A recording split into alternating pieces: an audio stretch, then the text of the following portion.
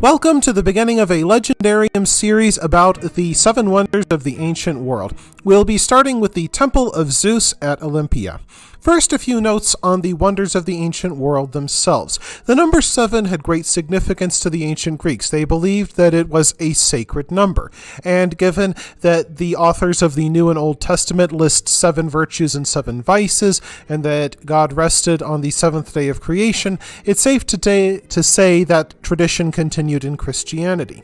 Since the list was written by a Greek, Philo of Byzantium, who worked in the Library of Alexandria, it's not surprising that 5 of the 7 wonders are Greek in nature. They were considered to be a list of things you just had to see if you were traveling around the Greek world.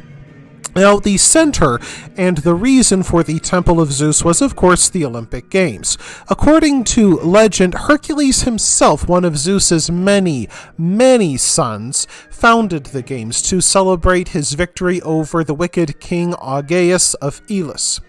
In order to honor his father Zeus, who had helped him win the great victory, Hercules is said to have paced out a racetrack with 600 of his own footsteps, like what you see here. That would have made the first Olympic race 600 feet long. In time, the Olympic Games, held every 4 years, of course, expanded to include the discus and the javelin toss. However, the Olympic Games up until the 400s were one of several pan-Greek games that included other events in Nemea, Delphi, and a number of other city-states. And the city fathers of Elis and Olympia wanted something to set their Olympic Games apart from the others. So they decided to build a huge statue to the patron of the games, Zeus. And you have to keep in mind that while it's easy to see temples as just gray ruins today, in their heyday, they would have been amazing places, full of color, all of the walls and columns painted, and it would have been filled with people from around the world, ranging from priests to Olympic athletes to tourists and animals who were to be sacrificed in the temple, though I doubt the animals were as happy to be there. The centerpiece of the temple, of course, was the statue of Zeus. The statue is said to have been 40 feet tall, despite sitting down on a throne made of cedar wood. It had skin made of ivory, it had clothes made out of gold, and the whole thing was encrusted with jewels. It was a truly amazing sight. Philo himself said that while you stood before the other wonders, you knelt before this one, as many Greeks would have believed that they were in the physical presence of Zeus himself. The statue of Zeus, though the center of the temple, was one of many artworks, including statues depicting the life of Achilles, events from the Trojan War, and even statues of the centaurs, known as the Centauromachi. Now, the statue of Zeus is said to have been created by a great Greek sculptor named Phidias. According to legend, Phidias was inspired by Zeus himself, who sent the Muses to give him a mental picture of exactly what Zeus looked like and gave him the ability to translate that image in his head into something of ivory and gold. In order to make sure that all the pieces of the statue fit together, he built a workshop that was the exact same size as the house in the temple which would store the statue. He began with a wooden frame and then laid ivory plates soaked in liquid until they molded them into the shape of the statue. He then moved them in piece by piece and assembled the statue over the course of 5 years. It wasn't long before legends began to spring up about mystical happenings around the statue, not surprisingly.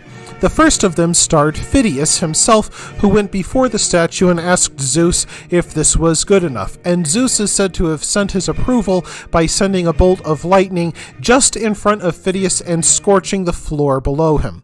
Unfortunately, none of Phidias's works survive except for this cup, which is inscribed with a message reading, "I am Phidias," on the bottom.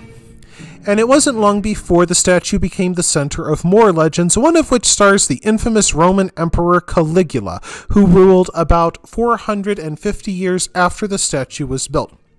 Over the course of his 3.5-year reign, the Emperor Caligula declared himself a living god, married his sister, and even declared his favorite horse Incitatus a senator, giving the horse a stable filled with gold and ivory, which I have a feeling the horse didn't appreciate very much. However, to the Greco-Romans, his most outrageous deed occurred in a legend in which he is said to have tried to steal the statue of Zeus so he could install it in his palace, and then probably queen around it, crowing about how he, Caligula, was 10 times greater than the king of the gods himself. When Caligula sent the workmen to dismantle the statue and bring it to the Roman imperial palace, the face of the statue is said to have spread wide in a great smile and then began laughing out loud. When the workmen saw the statue laughing, they fled in terror, likely because they didn't want to be scorched by lightning. If the Emperor Caligula was displeased, he didn't have long to take his revenge, as less than a month later, he was stabbed to death by his own Praetorian guards, and devotees of Zeus, of course, believed that was because Caligula incurred the displeasure of the king of the gods. However, the statue would not survive a much later Roman emperor, Theodosius. While Constantine is famous for being baptized as the first Roman emperor to become a Christian, it was Theodosius who made the empire Christian.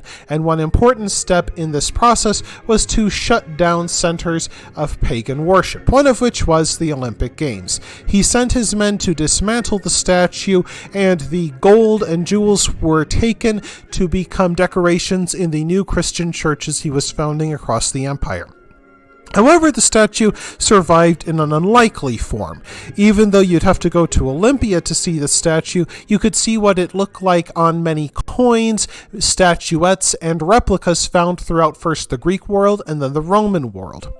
And the artists who originally began to paint pictures of Jesus Christ were inspired by the statue of Zeus when they began painting pictures of Christ that decorated Christian churches throughout what would become Christian Europe. So it was that the statue of Zeus survived, in that Christian artists copied his likeness to make paintings of Jesus. And that wraps things up for this episode of Channel Legendarium. Thank you very much for joining me. We'll be doing 6 more episodes about the wonders of the ancient world. If you enjoyed what you saw, please press like. If you want to see more, press subscribe. If you've got anything to say, please leave it in the comment section. Thanks again for joining me, and I'll see you again in a couple of days.